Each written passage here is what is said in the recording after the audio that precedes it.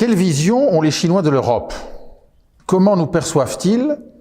Comment pensent-ils que l'on vit chez nous? Et quelles seraient nos valeurs, selon eux? C'est une sensible question et il faut dire que j'ai appris que les Chinois connaissent bien mieux notre histoire que nous la leur.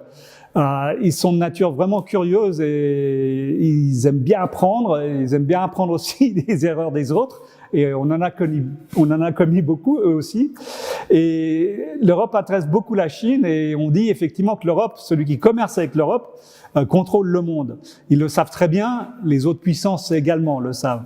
L'Europe, c'est pour eux un terrain de jeu avec qui ils aspirent à développer leurs relations et ils connaissent nos forces et nos faiblesses de chaque pays. Alors ils nous cataloguent et nous mettent des bonnes et des mauvaises notes selon les domaines. Alors par exemple, l'Allemagne est bien notée et représente la fiabilité. La France, c'est la joie de vivre et du bien-être sans trop travailler. Ils le savent. L'Angleterre, c'est le prestige et l'éducation. Mais ils ont très très bien compris le souci de l'Angleterre avec le Brexit. L'Italie, c'est l'amour des belles choses, mais pas très très bien organisé.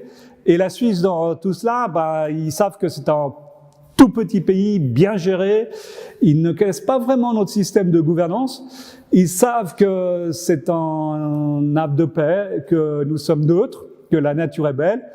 Ils nous imaginent beaucoup à travers, ils connaissent nos façons de faire, à travers nos montres, nos montagnes, c'est des clichés, et nos banques.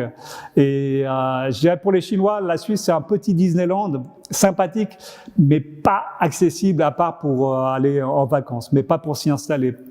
Mais il y en a quand même qui s'installent pour l'instant. Et pour revenir à l'Europe, ils connaissent nos valeurs humanistes, ils les savent. Le Chinois, je pense qu'il est intelligent. Il a aussi des valeurs similaires, humanisme à titre individuel. Et il doit s'accommoder avec le système de gouvernance en place. Pourquoi? Il est pragmatique et il fera avec. Ne dit-on pas, accepte ta vie misérable. Tant que tes propres enfants pourront en avoir une meilleure que toi, tout est dit dans ce proverbe. C'est-à-dire que ceux qui sont en place, les maîtres, savent très bien que tant qu'on donne effectivement une espérance à avoir un meilleur système qui fonctionne pour les enfants, les Chinois l'accepteront. Mais bon, il y en a quand même 900 millions en Chine sur les 1,4 milliard qui habitent les campagnes et qui aspirent à vraiment avoir une meilleure vie. C'est toujours un système un petit peu compliqué.